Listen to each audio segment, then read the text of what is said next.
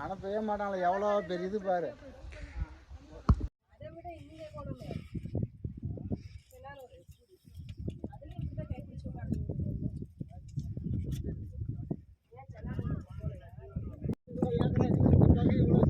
எல்லாம் உன் பாட்டம் தான்.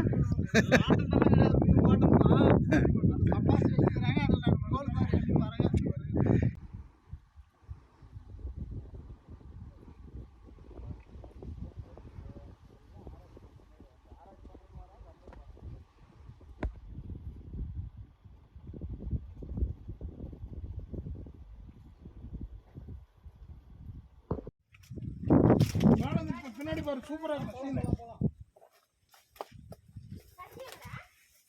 அவர் கையில் வச்சுக்க.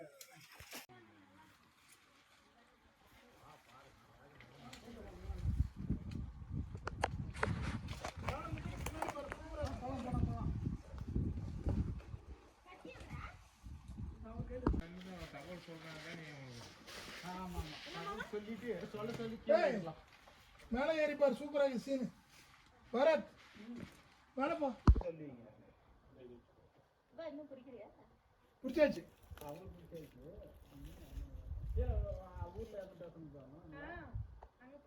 எழுதிருக்கிறாங்க. இண்டி பாண்டியனா வேற ஒருத்தர் பேருங்க கலத்தில் எழுதியிருக்காங்க.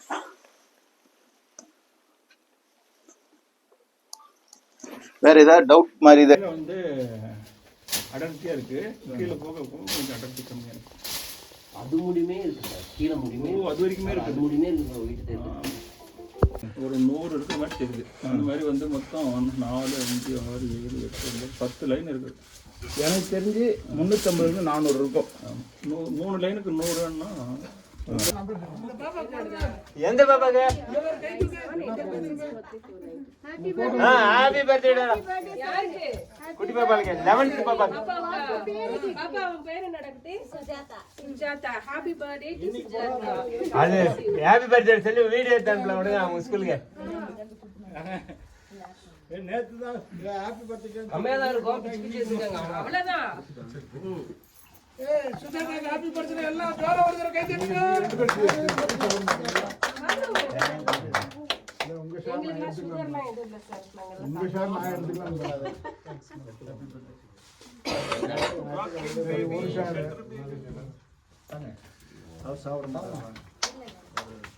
நான் எல்லாருமே சாப்பிடுவோமா? இந்த நேரத்தில் சாப்பிட்டாதான் எனர்ஜி கிடைக்கும். யாருக்கும் கொடுக்காது. நீங்க எடுத்துட்டு கொஞ்சம் தந்தீங்கன்னா நல்லா இருக்கும். அந்த லாஸ்ட்ல இருக்கிறது கிட்ட போய் காட்டுங்க. நீங்க பாருங்க அது அந்த பாண்டியல் விளக்கு மயிலுக்கு எடுத்துட்டோம். அவர் எடுத்து சொல்லுங்க நீங்க அப்படியே பார்த்து சொல்றீங்களா? இல்ல அந்த இடத்துல ஒரு காட்டணும், அதுக்கு தான் வரணும். அது ஒரு விலங்கு மாதிரி ஒன்று காட்டியிருக்காங்க. 2 இது மட்டும் சார், அனிமல் மேல ஒன்று. அப்புறம் இங்க ஒரு ஹியூமன் ஃபிகர் போட்டுருக்காங்க. இது ஒண்ணு, இது வில்லம்பு மட்டும் போட்டிருக்காங்கன்னு நினைக்கிறேன். இது இங்க ஒரு ஃபிகர் இருக்கு, பெருசா ஒன்று போட்டிருக்காங்க. 10வது நின்று அவன் பெரிய ஆயிட்டான். நான் 10வது பாஸ் பண்ணிட்டு அதனால பார்க்கும்போது இன்னும் கஷ்டப்பட்டே இருக்கும்.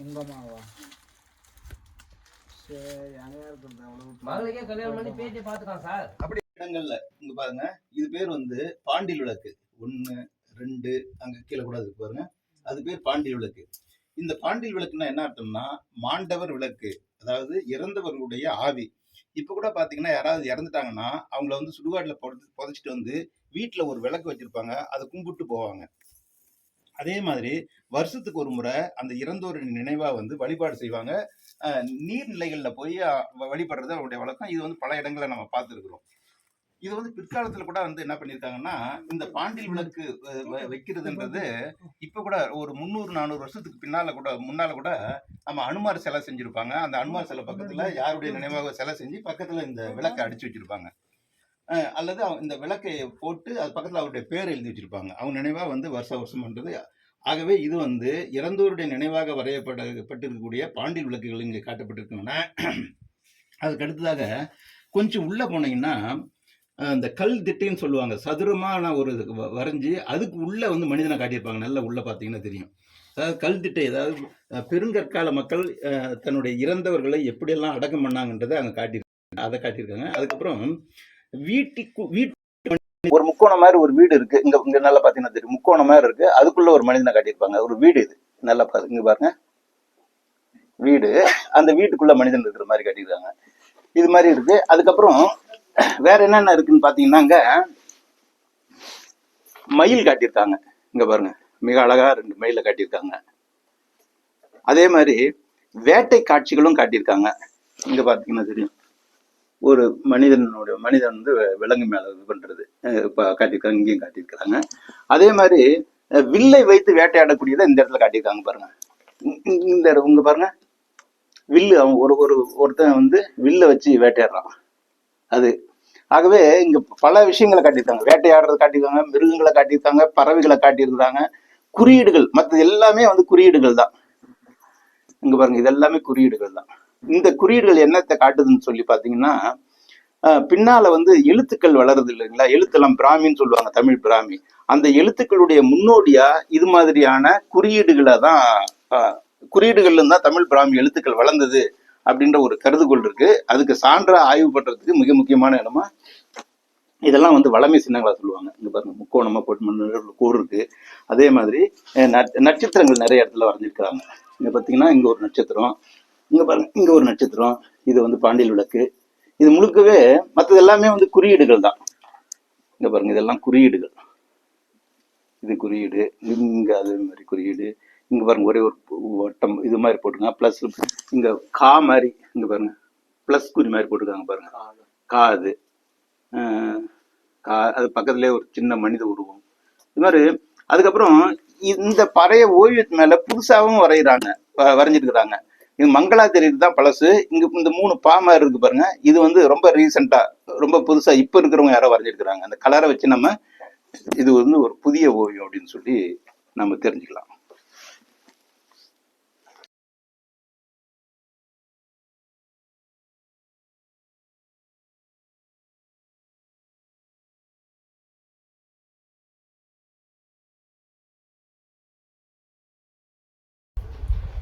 குறியீடுகள்லாம் இந்த இடத்துல இருக்குது. கிட்டத்தட்ட 2000 ஆண்டுகளுக்கு முன்பு இருந்த முன்னோர்கள் வந்து இந்த குறியீடுகளை வந்து எழுதியிருக்கிறதா சொல்லியிருக்கிறாங்க. குறிப்பாக பார்த்தீங்கன்னா தமிழ் எழுத்துக்களை வந்து குறியீடுகளாக வந்து காமிச்சிருக்கிறாங்க. தமிழ் எழுத்துக்கள் பிறப்பதற்கு முன்பே 2000 ஆண்டுகளுக்கு முன்பே சில குறியீடுகள் தமிழ் எழுத்துக்களை சார்ந்து இருப்பதாக வந்து ஆராய்ச்சியாளர்கள் தெரிவிச்சிருக்கிறாங்க. இது பார்த்தீங்கன்னா இங்கே சின்ன இதாக இருந்தாலையும் உள்ளே போனால் நல்ல பள்ளம் அதிகமாக உள்ள ஒரு பகுதியாக இருக்குது. ஒரு ஆளே உள்ளே இறங்கி உட்கார்ற அளவுக்கு வந்து ஒரு குளம் போல இருப்பதாக இந்த பகுதி மக்கள் வந்து தெரிவிச்சிருக்கிறாங்க. இந்த இடத்துல எப்பயுமே தண்ணீர் வந்து வடியாமல் வந்து இருக்குது, எப்பயுமே வடியறதில்லை. எவ்வளோ வறட்சி காலத்துலேயும் இந்த குளத்தில் வந்து தண்ணி இருக்கிறதா வந்து அவங்க சொல்கிறாங்க. ஒரு வரலாற்று புகழ் மிக்க ஒரு இடமாக இந்த இடம் வந்து கருதப்படுகிறது.